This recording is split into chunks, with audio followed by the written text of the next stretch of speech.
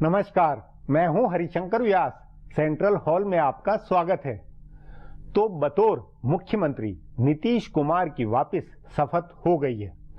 चुनाव जीतने से लेकर शपथ तक महागठबंधन में जो कुछ हुआ है वह इस बात का प्रमाण है कि जनता दल यू, राजद और कांग्रेस तीनों एकजुटता से नीतीश कुमार के पीछे है और रहेंगे। लालू प्रसाद यादव और कांग्रेस दोनों ने नीतीश कुमार के सत्तारोहण के साथ अपना अलग राष्ट्रीय मिशन बनाया है। सो सवाल है कि नीतीश कुमार बिहार के राजकाज पर कितना फोकस रखेंगे और केंद्र की राजनीति पर कितना। यूं चुनाव जीतने के बाद लालू प्रसाद यादव ने कई बार नरेंद्र मोदी से सीधे टकराव की बात कही है। मतलब वे बनारस जाएंगे, देश घूमेंगे और मोदी के खिलाफ माहौल बनाएंगे। उधर राहुल गांधी का भी यही फोकस होना है। लालू यादव ने मुलायम सिंह यादव की पार्टी से फिर केमिस्ट्री बैठाने की बात कही है। ममता बनर्जी, अरविंद केजरीवाल से लेकर उमर अब्दुल्ला सब पहले से नीतीश कुमार के प्रति पक्षधरता बता चुके हैं। इसलिए नीतीश कुमार के सामने बिहार की चुनौतियां हैं तो केंद्र की राजनीति का मौका भी है। बहुत संभव है वे अभी बिहार पर ही ध्यान रखें। यूं भी महागठबंधन के कारण नीतीश कुमार को बिहार में चुनौतियां हैं। बिहार में वे जैसा राज करेंगे उसी से अखिल भारतीय मैसेज बनेगा। लालू यादव और कांग्रेस के लिए जरूरी है कि वे नीतीश कुमार को उनके हाल पर छोड़े, उन्हें राज करने दे। पर क्या यह संभव है? आज इस पर चर्चा है, मगर उससे पहले गपशप और खास सुर्खियां। शुरुआत सियासी गपशप से करते हैं।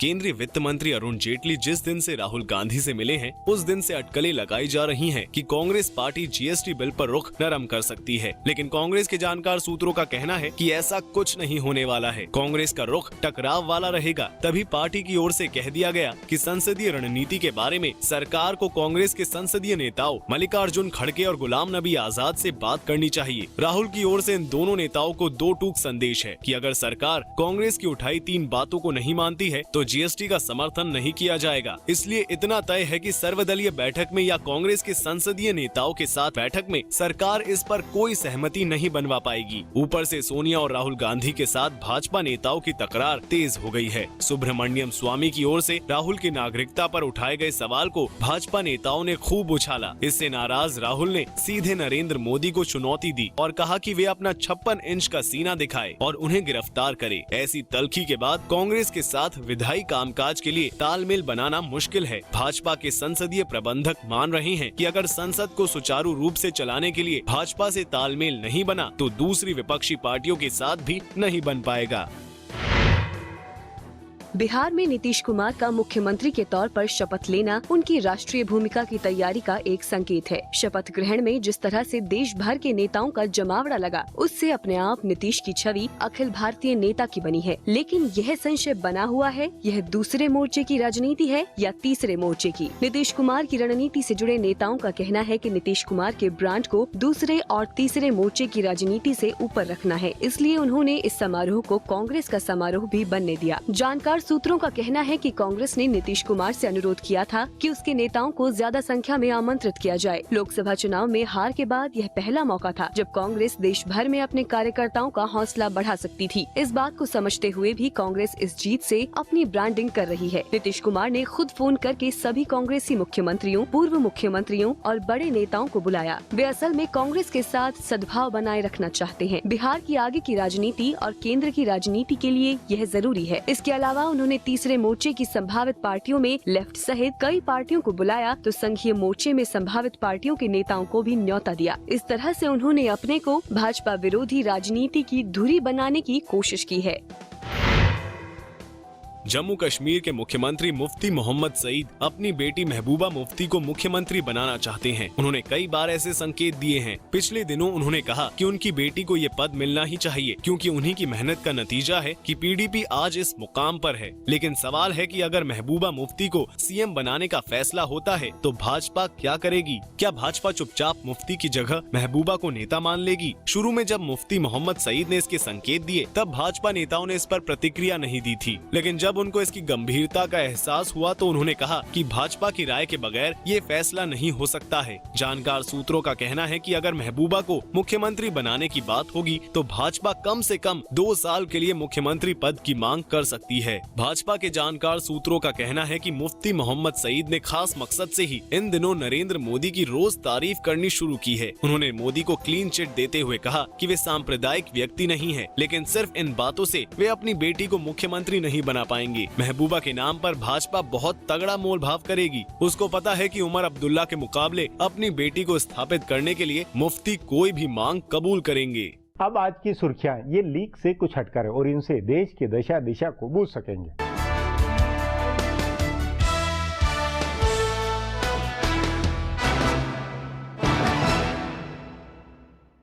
पटना के ऐतिहासिक गांधी मैदान में एक भव्य समारोह में नीतीश कुमार ने 5वीं बार बिहार के मुख्यमंत्री पद की शपथ ली। देश भर से आए गैर भाजपा पार्टियों के नेताओं की मौजूदगी में राज्यपाल रामनाथ कोविंद ने उनको पद और गोपनीयता की शपथ दिलाई। उनके साथ 28 मंत्रियों ने भी शपथ ली। राजद प्रमुख लालू प्रसाद के छोटे बेटे तेजस्वी यादव को मुख्यमंत्री के ठीक बाद शपथ दिलाई गई। इस तरह से नीतीश सरकार में नंबर 2 की उनकी हैसियत तय हो गई है। लालू के बड़े बेटे तेज प्रताप यादव ने भी मंत्री पद की शपथ ली। राजद कोटे में 16 मंत्री पद हैं, जिनमें से 13 ने आज शपथ ली। जदयू के 12 और कांग्रेस के 4 मंत्रियों ने शपथ ली। कांग्रेस के प्रदेश अध्यक्ष अशोक चौधरी और वरिष्ठ नेता मदन मोहन झा को मंत्री बनाया गया है। 10 साल के बाद कांग्रेस पार्टी बिहार की सरकार में शामिल हुई है। इससे पहले राबड़ी देवी की आखिरी सरकार में कांग्रेस के मंत्री बने थे। उस समय कांग्रेस ने 22 सीटें जीती थी। राजद की ओर से वरिष्ठ नेता अब्दुल बारी सिद्दीकी, चंद्रिका राय, आलोक मेहता भी मंत्री बने हैं। पिछली 2 सरकार में नीतीश कुमार के नंबर 2 रहे विजय चौधरी विधानसभा के स्पीकर बनेंगे। इस मौके पर लालू प्रसाद पूरे परिवार के साथ शपथ ग्रहण समारोह में मौजूद रहे।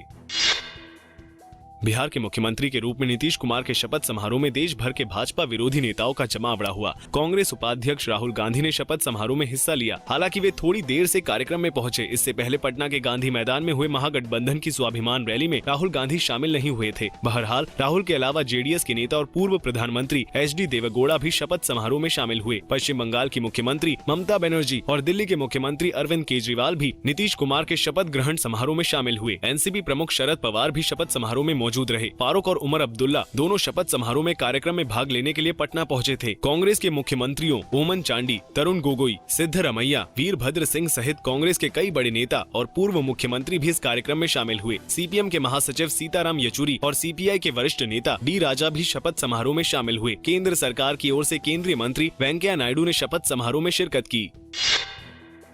शीना बोरा हत्याकांड में एक नया मोड़ आ गया है। सीबीआई ने इस मामले में कल गिरफ्तार किए गए पीटर मुखर्जी के ऊपर भी हत्या का आरोप लगाया है। घटना का खुलासा होने के बाद मुंबई पुलिस ने मुखर्जी से कई बार पूछताछ की थी, लेकिन उनको आरोपी नहीं बनाया था। लेकिन सीबीआई ने जब से जांच संभाली थी तभी से मुखर्जी उसके निशाने पर थे। सीबीआई सूत्रों का कहना है कि इस मामले की मुख्य आरोपी इंद्राणी मुखर्जी और उनके ड्राइवर श्यामवर राय से पूछताछ के बाद पीटर मुखर्जी की ओर इशारा करने वाले कई सबूत मिले। सीबीआई का मानना है कि मुखर्जी को इस पूरे मामले की जानकारी थी।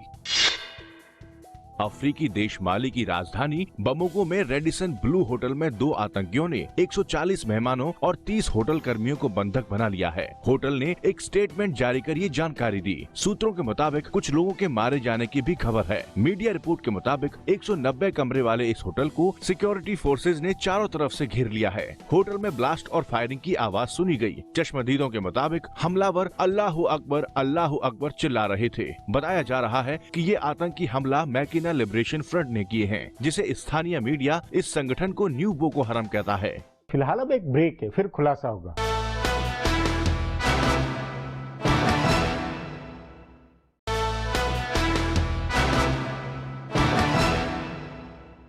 नीतीश कुमार की मंत्रिमंडल बनाने की कवायद बहुत सहजता से निपटी। लालू यादव और उनका परिवार बहुत समझदारी दिखा रहा है। जाहिर है इस महागठबंधन के नेताओं में यह चिंता बनी है कि बिहार की सरकार का अच्छा अखिल भारतीय मैसेज बने। इस पर आगे चर्चा करें, उससे पहले देखें मेरा यह खुलासा।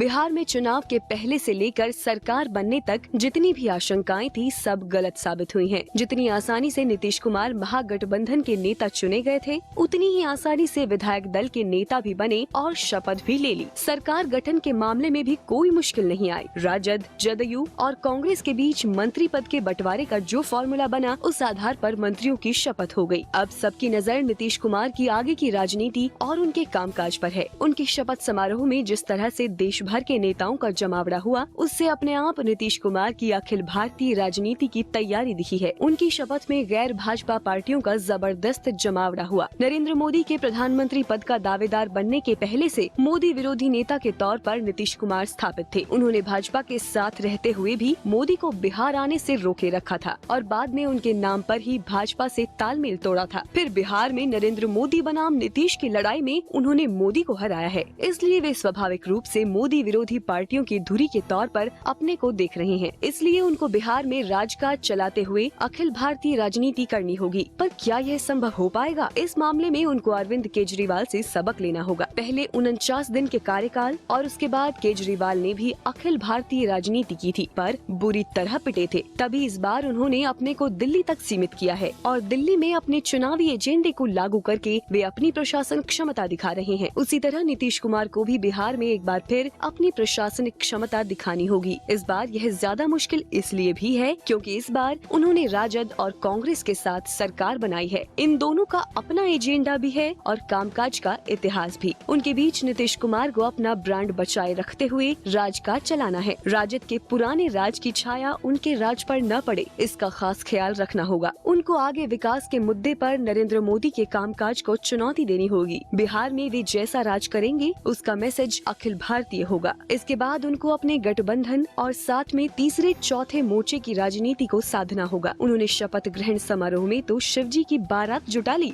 लेकिन इसे लेकर चलना आसान नहीं होगा। अखिल भारतीय राजनीति में कांग्रेस के अपने हित हैं। उसके नेता राहुल गांधी को प्रधानमंत्री बनना है। इसी तरह राजद प्रमुख लालू प्रसाद का कितना समर्थन उनको आगे की राजनीति में मिलता है, यह भी तय नहीं है। मुलायम सिंह निश्चित रूप से अलग राजनीति करेंगे। लालू प्रसाद उस राजनीति का हिस्सा बनते हैं या विधानसभा में जैसे नीतीश कुमार के साथ बने रहे वैसे ही आगे भी बने रहेंगे, ये देखना भी दिलचस्प होगा। बाकी दूसरे क्षत्रपों की भी अपनी राजनीतिक महत्वाकांक्षा है, जिसे वे सिर्फ सद्भाव की वजह से नहीं छोड़ सकते। उन्हें बाकी सभी क्षत्रपों से बड़ा भी बनना है और बेहतर करके भी दिखाना है। इसलिए अब सिर्फ बिहार की राजनीति के हिसाब से सोचकर काम नहीं कर सकते।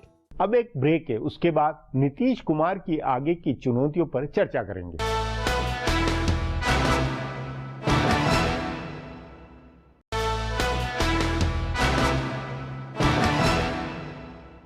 नोट करके रखें कि नीतीश कुमार इस दफा ज्यादा प्रभावी अंदाज में बिहार में राज करेंगे। लालू यादव और उनके वोट आधार को लेकर जंगल राज की जितनी आशंकाएं हैं वे गलत साबित होनी है। इसलिए कि साझा सरकार की तीनों पार्टियों के लिए बिहार राष्ट्रीय राजनीति का लॉन्चिंग पैड है। इस पर चर्चा के लिए आज मेरे साथ वरिष्ठ पत्रकार जयशंकर गुप्ता है।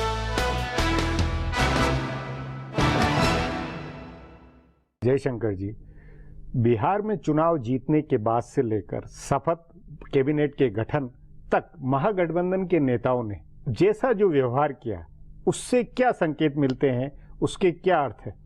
नहीं व्यास जी, देखिए इसको इसमें जोड़ना चाहूंगा कि जो चुनाव से शुरू हुआ, चुनाव में टिकटों, मतलब चुनाव से पहले, चुनाव से पहले टिकटों के बंटवारे से लेकर चुनाव अभियान और उसके बाद सरकार के गठन में जो पॉलिटिकल केमिस्ट्री और सूझबूझ दिखाई दी है लालू यादव और नीतीश कुमार ने, वो सूझबूझ अगर कायम रही आगे भी तो बहुत बड़ी बात होगी। लेकिन उसमें चुनौतियां बहुत आएंगी सामने।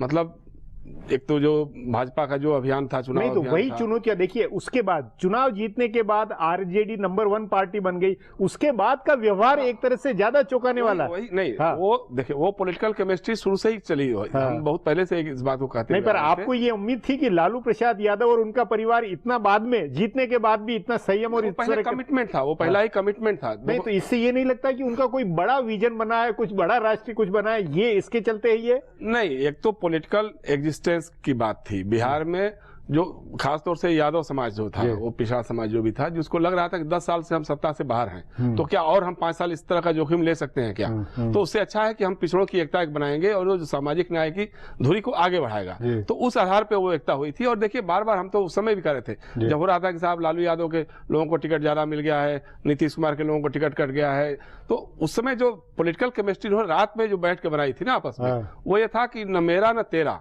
अपना। तो अगर उसी अपना वाली सूझबूझ को उन्होंने सरकार चलाते समय भी कायम रखा। आपके अनुसार अभी जो कुछ हुआ है, नीतीश कुमार क्या बिहार पर ही फोकस रखेंगे, लालू प्रसाद यादव बिहार पर ही फोकस रखेंगे, या कुछ जिम्मेवारी बटेगी और उसमें कांग्रेस का फिर क्या रोल होगा? नहीं, लालू यादव का एक तो ये है कि जब तक उनका सजा उनकी है बरकरार, तब तक तो खुद तो कोई चुनाव लड़ नहीं सकते हैं। ठीक है। तो उनकी पहली प्रायोरिटी तो ये होगी कि सरकार में उनके लोग काम ढंग से करें और उन पर जो लेवल लगा हुआ है जंगल राज का या क्रिमिनल्स का या क्राइम का, ये सब लेवल हटे, ये हटे और ये उनके मंत्री कायदे से काम करेंगे तब होगा। हाँ, तो वो तभी हो पाएगा। लेकिन लालू प्रसाद यादव ने लगातार प्रेस कॉन्फ्रेंस करके दिल्ली की राजनीति, नरेंद्र मोदी को चुनौती, बनारस जाना, ये जो हवा बनाने वाली ये क्या है? वो हवा बनाने की जिस ढंग से नरेंद्र मोदी ने बिहार में लालू प्रसाद पे अटैक किया, आक्रमण का जवाब है ये। तो उसका जवाब वो कह रहे हैं कि अब हम आ गए ना, अब हम तुमको बनारस में भी देखेंगे और देश के अन्य हिस्सों में भी देखेंगे। तो वो कोशिश करेंगे ये कि मतलब देश भर अब क्या करेंगे, कितना कर पाएंगे, वो तो अलग बात है। लेकिन माहौल अभी तो भाजपा में ही बम फूटने लगे हैं, तो उस तरह के कॉन्ट्रडिक्शंस का लाभ उठाते हुए लालू यादव की कोशिश जरूर होगी कि देश के अन्य हिस्सों में भी जाएं और करें, लेकिन वो जवाबी तौर पे होगा। लेकिन प्रदेश के स्तर पर बिहार को नीतीश कुमार किस तरह हैंडल करते हुए आप लगता है क्या रणनीति के साथ वो करेंगे? नीतीश कुमार के सामने सबसे बड़ी चुनौती तो एक तो होगी ही कि एक तो आरजेडी के विधायक ज्यादा हैं और उनके ऊपर जो आरोप भी उसी पर लगता रहा है, क्राइम और ये सब बातें जो आएंगी उसी पे आएंगी। दूसरी तरफ उनके एक सुशासन बाबू की छवि है जो उन्होंने वायदे किए हैं, अब एक बार उन पर अमल कराना ही होगा और उसमें किसी लेवल पर भी झुकना नहीं। जैसे आमतौर पर उनका रहा है नीतीश कुमार को, जो आप भी जानते हैं हम भी जानते हैं कि आमतौर पर वो शासन के मामले में किसी को सुनते नहीं है। कई बार हुआ है कि अपने खास लोगों को भी जेल भिजवाने में उनको जरा सी भी देर नहीं लगी। तो इस तरह की सहमति, उस मामले में कोई कंप्रोमाइज वो करते हुए नहीं लगे, क्योंकि उनके लिए भी 2019 और आगे की बातें हैं। आगे की बात, क्योंकि उनके अंदर भी कहीं ना कहीं जैसे